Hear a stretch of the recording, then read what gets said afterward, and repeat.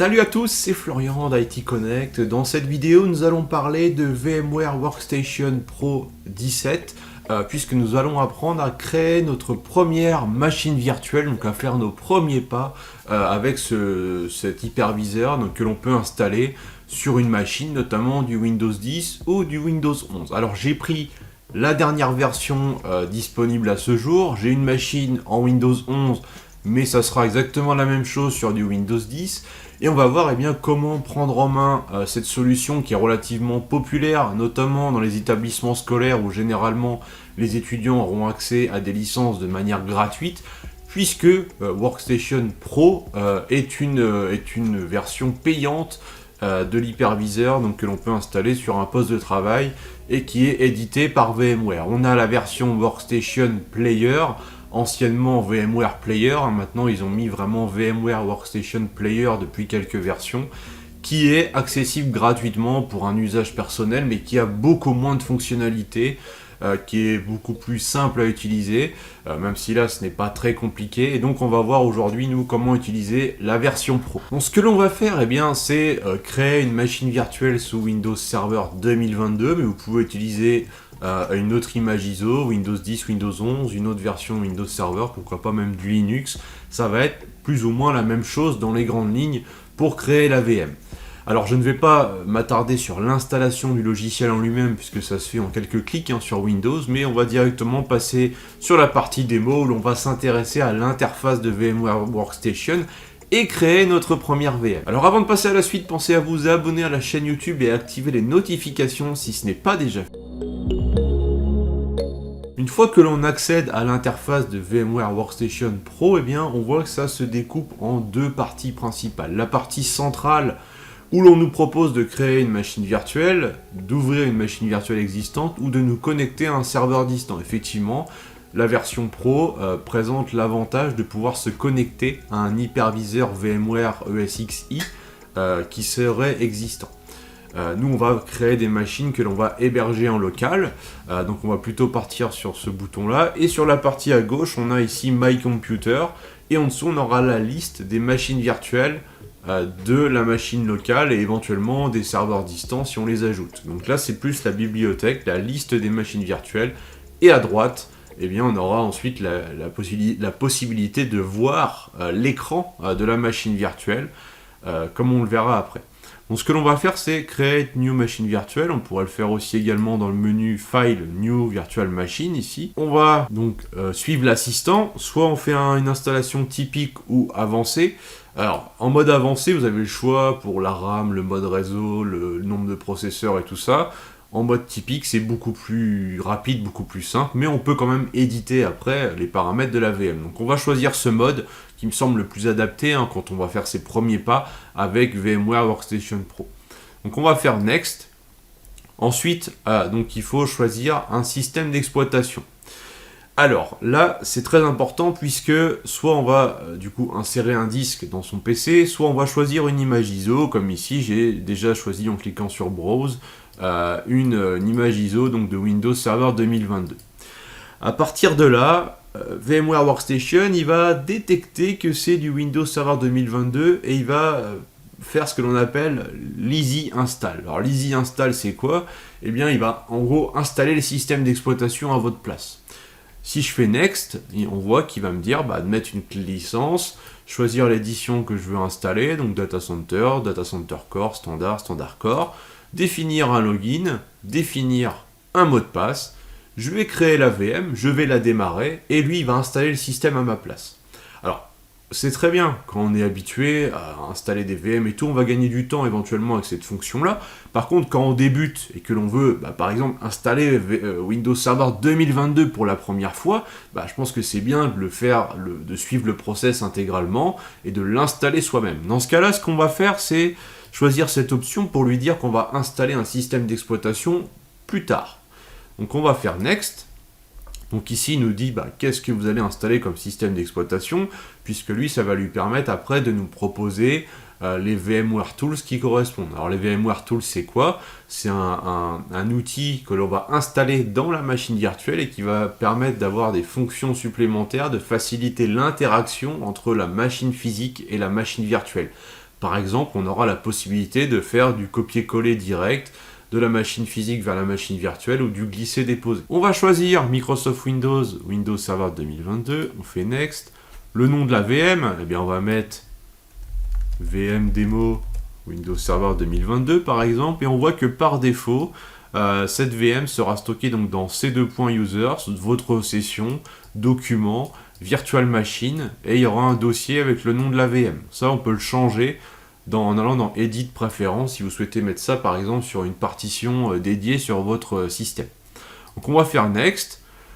Donc l'espace disque que l'on veut attribuer, donc on va le mettre en 60 Go, ça sera largement suffisant. Ensuite, est-ce que l'on veut stocker un disque de 60 Go donc dans un seul fichier, ou est-ce qu'on veut découper ce disque en plusieurs disques de petite taille, et après c'est VMware qui va gérer les liens entre ces fichiers.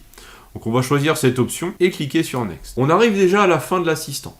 Alors on va pouvoir personnaliser les paramètres de la VM en cliquant sur Customize Hardware. Là on va vraiment accéder aux paramètres de la machine virtuelle, donc on voit qu'il a mis 2 Go de RAM par défaut. C'est vraiment, là je pense, le minimum pour faire du Windows Server 2022 avec interface graphique. On pourrait dire, moi je vais mettre 4096 parce que j'ai des ressources sur ma machine. Au niveau des processeurs, on a donc le nombre de processeurs et le nombre de cœurs par processeur.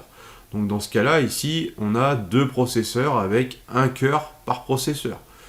Pour faire pareil, une petite VM de démo de Windows Server 2022, ça sera suffisant, sachant que vu qu'on a sélectionné Windows Server 2022, quand on a créé la VM, eh bien VMware Workstation va aussi adapter cette config-là par rapport à l'OS qu'on a choisi.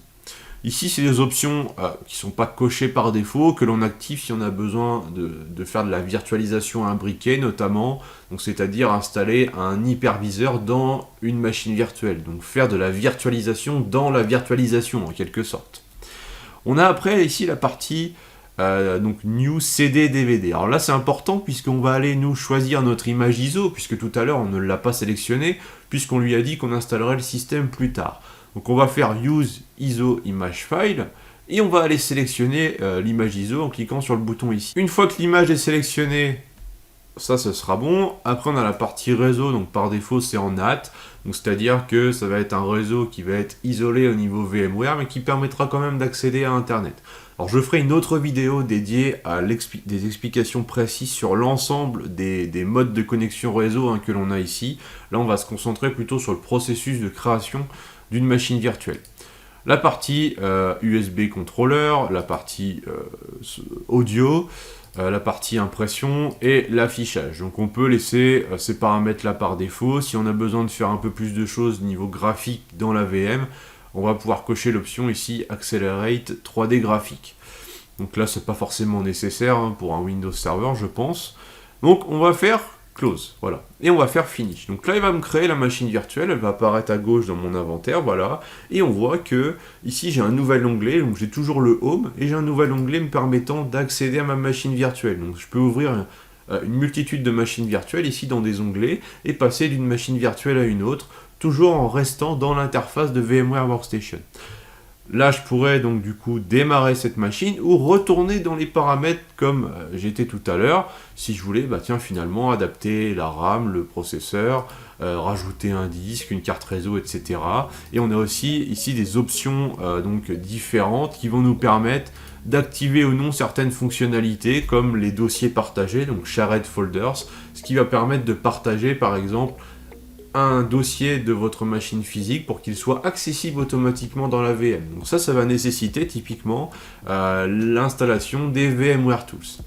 Donc maintenant que la VM est prête, qu'on a précisé l'image ISO, eh bien on va procéder à l'installation du système d'exploitation.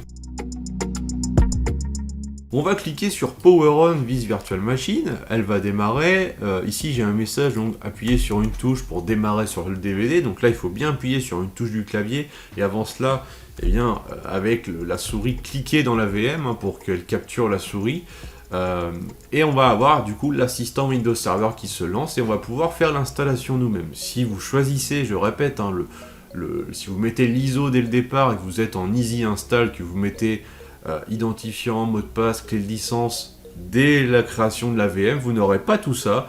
la VM va s'installer toute seule, mais du coup vous n'allez pas savoir comment on installe réellement un Windows Server 2022, ce que je trouve dommage. Voilà, en tout cas il faut au moins le faire une fois. Alors il faut savoir que quand on a donc la souris ici qui se balade sur la machine physique, quand on va cliquer dans la VM, donc c'est la VM va capturer la souris, et après donc quand on se retrouve parfois on va dire bloqué, la souris reste dans la VM, il faudra faire CTRL-ALT sur le clavier pour libérer et récupérer la souris au niveau de la machine physique. Donc ça, c'est petit raccourci à connaître, propre au fonctionnement donc, de VMware Workstation.